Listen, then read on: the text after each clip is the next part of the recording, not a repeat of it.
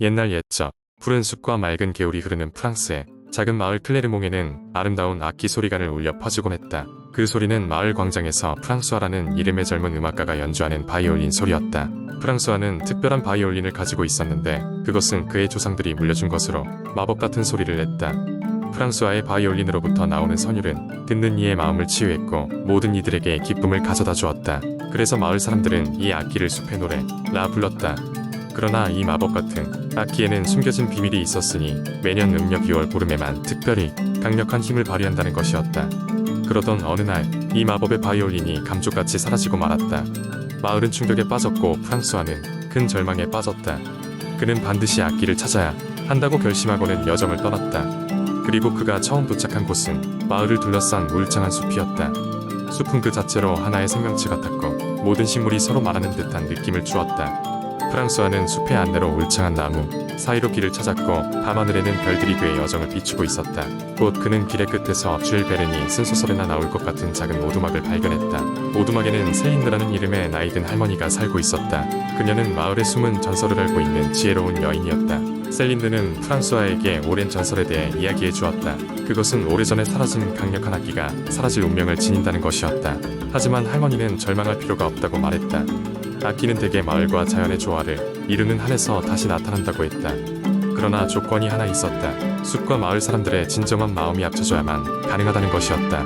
프랑수아는 이 말을 듣고 마을과 숲이 더 가까워지도록 노력하기로 했다. 그는 마을로 돌아가 안식일마다 아이들에게 음악을 가르치고 숲 고지대에서는 마을 사람들과 함께 작은 음악회를 열었다. 서로의 존경과 협력이 높아짐에 따라 마을은 점차 활기를 되찾아갔고 프랑수아는 숲과 인간의 조화가 이뤄질 때까지 꾸준히 연주했다. 그렇게 몇 해가 지나고 드디어 다시 처음 바이올린을 사라지게 만든 6월이 찾아왔다. 이날 갑작스러운 소나기가 내린 뒤 무지개가 그려졌고 프랑수아는 무언가에 이끌려 숲 깊숙이 들어갔다. 그의 발길이 닿은 곳에는 숲의 요정들이 나타나 있었다. 요정들은 박수갈채를 보내며 프랑수아에게 다가왔고 손에는 예전 그 사라졌던 바이올린이 들려 있었다. 프랑수아는 감격했고 마을로 돌아가 바이올린을 마을 사람들과 함께 연주했다.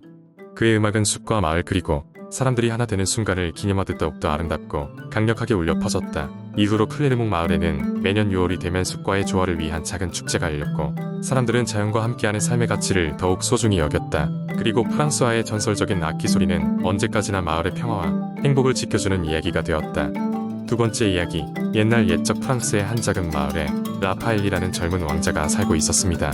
라파엘은 용감하고 고귀한 성품으로 마을 사람들에게 사랑받았지만 가슴속 깊이 외로움을 느끼고 있었습니다.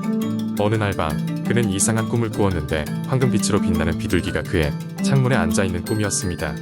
비둘기는 라파엘 왕자에게 다가오라고 속삭이며 이상한 숲으로 그를 이끌었습니다. 꿈에서 깨어난 왕자는 이상한 끌림을 느끼고 실제로 그 숲을 찾아 나서기로 결심했습니다. 날이 밝자마자 라파엘 왕자는 숲으로 향했습니다. 숲은 이상하게 조용하고 신비로워 보였습니다. 길을 따라가던 왕자는 꿈속에서 본 것과 똑같은 황금 비둘기를 발견했습니다.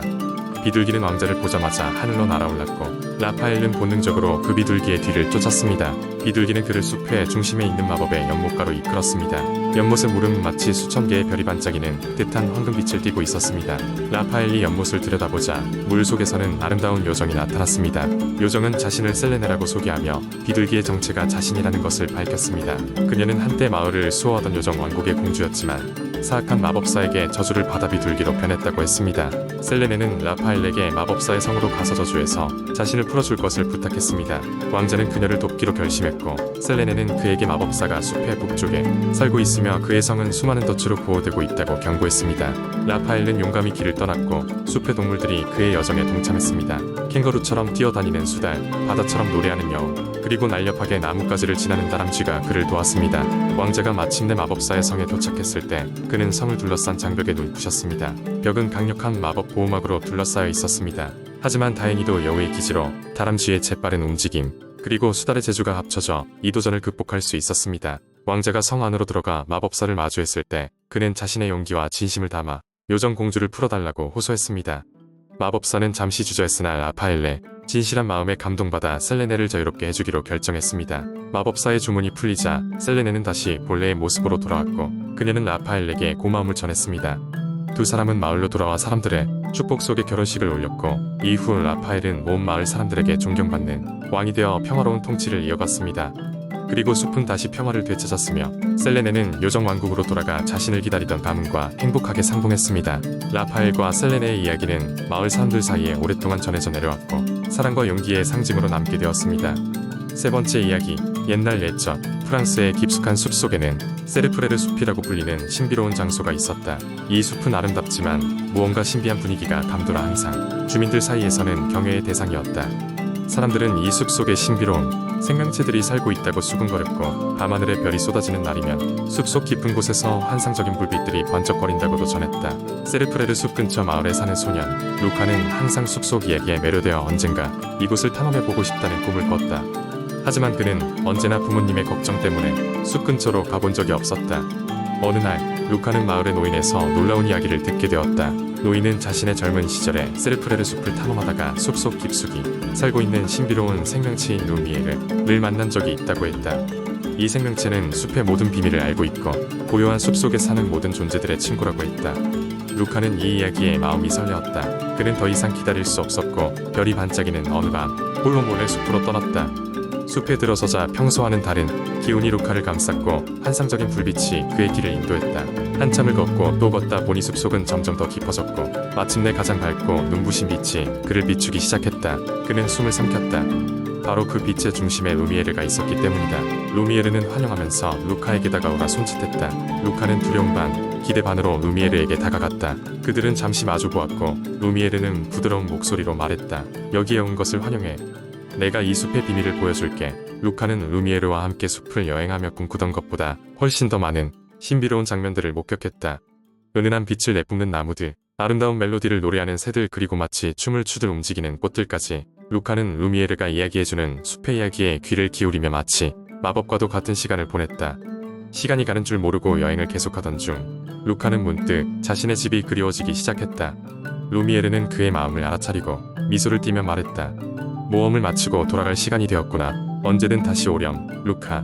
루카는 감사한 마음으로 숲을 떠나 집으로 돌아갔다. 그날 이후로 루카는 마을 친구들에게 그가 경험한 신비한 숲의 여정을 이야기하곤 했다. 이로 인해 많은 아이들이 자연의 아름다움을 소중히 여기게 되었고 세르프레르 숲은 언젠가 그들도 탐험할 수 있는 특별한 장소로 자리 잡게 되었다. 시간은 흘렀지만 그날 밤 루카에게 다가왔던 신비로운 모험의 기억은 언제나 그의 마음 속 깊이 남아있었다. 네 번째 이야기, 옛날 옛적 프랑스의 어느 작은 마을에 아름다운 백조 한 마리가 살고 있었습니다. 이 백조는 그 마을의 작은 호수에서 매일매일 화사한 시간을 즐기곤 했습니다. 백조는 그 누구도 흉내낼 수 없는 우아한 자태와 부드러운 날갯짓으로 마을 사람들에게 큰 사랑을 받았습니다. 매일 아침 마을 사람들은 백조를 보기 위해 호수로 모여들었고 백조는 이들의 따뜻한 시선에 답하듯 아름다운 모습을 뽐내었습니다. 이 백조에게는 특별한 능력이 하나 있었으니 그것은 바로 환상적인 노래를 부르는 것이었습니다. 어느 대낮 백조는 마을 사람들이 모두 모인 자리에서 처음으로 노래를 부르기 시작했습니다. 백조의 노래소리는 마치 하늘의 천사가 내려온 듯 맑고 청아했으며 듣는 이들의 마음을 단숨에 사로잡았습니다. 그 후로 백조의 노래는 마을의 자랑거리로 자리 잡았고 근처 마을에서도 백조의 노래를 들으려 사람들이 찾아오곤 했습니다. 하지만 어느 날 마을에 불행한 소식이 전해졌습니다. 먼 동쪽 나라에서 새로이 찾아든 사악한 마법사가 마을의 여왕에게 저주를 걸었다는 것이었습니다. 그 저주로 인해 마을의 모든 꽃과 나무가 시들고 새들도 하나 둘씩 마을을 떠나게 되었습니다. 마을의 사람들은 큰 슬픔과 절망에 빠졌고 이를 해결할 방법을 찾기 위해 노력했습니다. 그러던 중 마을의 연로한 장로가 이런 말을 했습니다. 옛 전설에 따르면 대자연의 정령이 부르는 신비한 노래를 듣고 나면 모든 저주가 풀린다고 하네. 이에 마을 사람들은 점점 희망의 불씨를 다시 지피기 시작했습니다. 그리고 그들은 백조에게 도움을 간절히 요청했습니다. 백조가 그 노래를 부르면 마법을 풀 수 있을 것이라는 생각이었습니다. 백조는 깊은 고민에 빠졌습니다. 하지만 마을 사람들의 간절한 부탁을 외면할 수 없었던 백조는 그 도전에 나서기로 했습니다. 그리하여 긴 여행을 떠나 자연의 정령이 잠든 산 깊숙한 곳으로 향했습니다. 여정이 시작되었고 길은 험난했습니다. 높은 산과 깊은 계곡, 거친 폭풍과 쉼 없는 비바람까지 끝없이 이어졌습니다. 하지만 백조의 마음에는 마을을 구하고 싶은 희망이 자리 잡고 있었습니다. 마침내 백조는 정령들이 사는 숲속에 도달했습니다. 숲은 마치 꿈결 같은 분위기였고 그곳의 공기는 달콤하고도 신비로웠습니다. 백조는 자신이 여태껏 알고 지내던 세계와는 전혀 다른 새로운 감각에 사로잡혔습니다. 그때 숲의 중심에 자리 잡은 웅장한 나무에 밑에 정령들이 모여드는 것을 보았습니다.